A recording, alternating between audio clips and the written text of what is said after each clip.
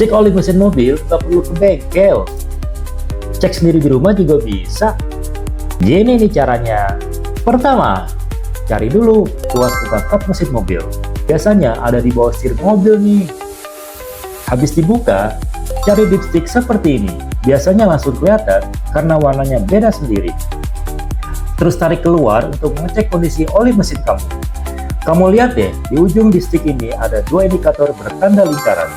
Lingkaran sebelah kanan artinya full, lingkaran sebelah kiri artinya low. Habis itu bersihkan ujung dipstick yang ada olinya. Sampai bersih ya. Masukkan kembali dipstick oli mobilnya. Nah, sekarang kita tahu posisi oli mobil apakah kekurangan dan kelebihan. Jangan lupa masukkan lagi dipstick oli mobilnya ke tempat semula. Selamat mencoba!